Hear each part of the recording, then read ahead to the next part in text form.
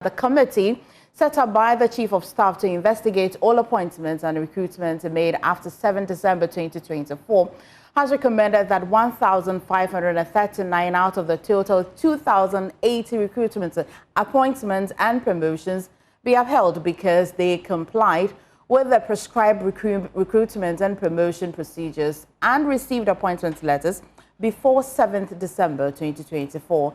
The committee also recommended, however, that the recruitments, appointments and promotions of 541 persons be revoked because the recruitment processes ended after 7th December 2024.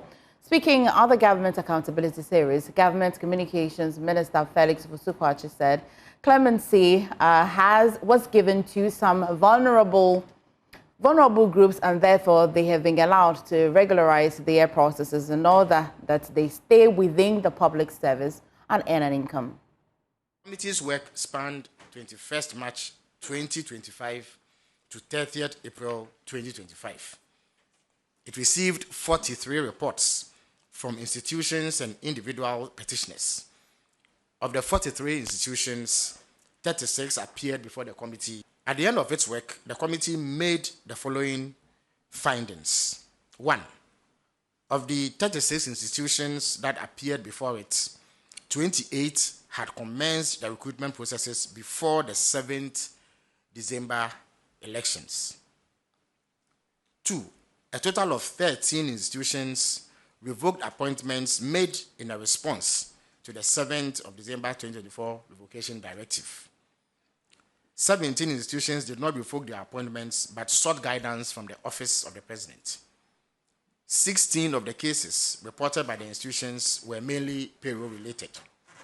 In total, there were 2,080 recruitments, appointments, and promotions that were reported by institutions when they appeared before the committee. Now, out of the 2,080 recruitments, appointments, and promotions, 879 were revoked by the institutions themselves, while 1,201 appointments were left unrevoked. After the hearings, the committee recommended that 1,539 of the recruitments, appointments, and promotions be upheld because they complied with the prescribed recruitment and promotion procedures and received appointment letters before 7 December 2024. And this also implies that they achieved a pass mark of above 80%. The committee recommended, however, that the recruitments, appointments, and promotions of 541 persons be revoked because the recruitment processes ended after 7 December 2024 and failed to meet the pass mark. In other words, they also did not comply with the processes and guidelines slated or designed to govern that process. Also, the number of recruitments, appointments, and promotions recommended for revocation by the committee was lower than the number that the institutions themselves revoked in the wake of the Chief of Staff's directive. As I indicated, the number was 879 in all. That's the number of recruitments, promotions, and appointments that were revoked.